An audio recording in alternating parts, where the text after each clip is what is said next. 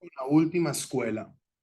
Esta escuela es más latinoamericana, es muchísimo más una escuela más pragmática, más pensada en la práctica, más pensada en el diálogo de saberes, en el trabajo de campo, en la escucha a los movimientos y sobre todo a los sectores productivos más pequeños, y es la agroecología. Pues la agroecología es por mucho una propuesta que ni siquiera viene desde la academia, pero que la academia le interesó mucho y le ha prestado mucha atención, ¿verdad? La agroecología básicamente lo que está es planteando una crítica a la agroindustria, ¿ok? Sobre todo en términos ecológicos. Y está diciendo, definitivamente, la agroindustria como elemento central del modelo económico capitalista genera crisis ambiental y genera desigualdad social. ¿Y cómo hacemos para plantear propuestas ecológicamente sustentables que al mismo tiempo tengan una matriz agraria? ¿Ok?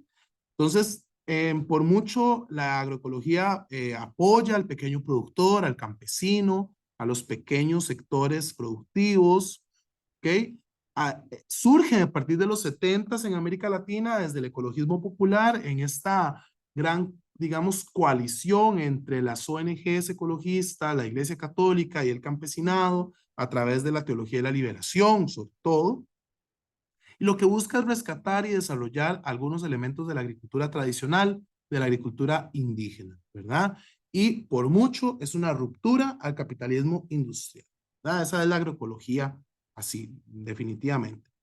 Este es como lo que propone la agroecología, ¿no? El agrosistema o la parcela agroecológica, también se le llama la permacultura desde otros enfoques, ¿verdad? Es una propuesta productiva diversa que genera material genético heterogéneo, que está muy sensible a los temas sociales, de la desigualdad social, pero también a este componente de cómo dialogamos, no solo la academia entre sí, sino la academia con la sociedad, la academia con los campesinos, la academia con los indígenas, cómo conocemos y aprendemos de formas productivas que ya de por sí eran tradicionales. Entonces, bueno, es una crítica a la modernización agrícola e industrial. Es una crítica a que las políticas nacionales e internacionales solamente han favorecido grandes cadenas agroindustriales y eso ha generado un acaparamiento de las mejores tierras que están siendo implementadas con agroindustria, producto de la Revolución Verde, tanto de los 50 como la Revolución Verde de los 80.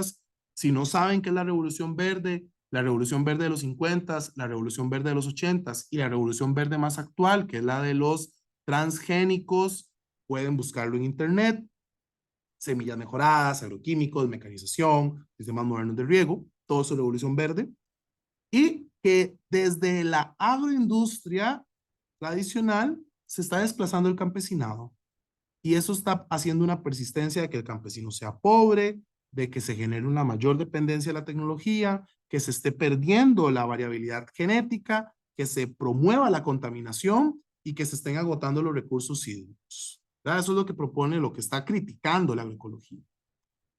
Entonces, bueno, lo que propone la agroecología es defender, promover, apoyar la economía campesina indígena de pequeña escala, de diversidad genética, diversidad biológica, diversidad productiva, diversidad geográfica, con alto grado de autosuficiencia, suficiencia familiar, comunitaria, regional, eficiencia energética, con un conocimiento detallado y holístico de la naturaleza, con una productividad relativamente baja, que no busca un crecimiento económico como el de la economía neoclásica, sino es un crecimiento para poder estar bien y al mismo tiempo poder conservar la naturaleza. Entonces vean ustedes, en realidad la agroecología es bastante interesante, ¿verdad? Bastante alternativa, como en términos ambientales, ¿no? Ahora, sí es cierto que la agroecología como que hace ruptura y se va para un lado, ¿verdad? Se va para el lado del campesinado y el movimiento indígena y hay una crítica a la agroindustria, definitivamente, ¿de acuerdo? Y bueno, ¿qué busca? Busca utilizar y mejorar técnicas agrícolas tradicionales, mantener y recuperar la diversidad, ya sea productiva, biológica, genética, cultural, utilizar insumos locales, rescatar aspectos de la cultura tradicional en términos agroecológicos, satisfacer las necesidades de la población local, integrarse a mercados regionales, a mercados nacionales, ¿sí? Promover la agricultura orgánica, promover el agroturismo, promover el traspatio, que es sembrar en las casas, ¿verdad? Obviamente ustedes saben que hay una crítica muy importante a la agricultura orgánica, sobre todo ya ahora cómo la ha agarrado el mercado, ¿verdad? Entonces que ahora una lechuga orgánica vale carísima, ¿verdad?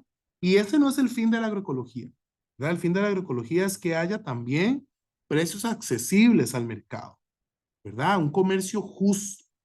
Lamentablemente, también ahora hay una sensibilidad en el consumo de los alimentos que no necesariamente hace una crítica al modelo económico y han acaparado las lógicas de la agricultura orgánica y entonces ahora conseguir una fresa orgánica es carísimo, un, una piña orgánica, ¿verdad? Es terrible, es muy triste que al final quedan en esas lógicas.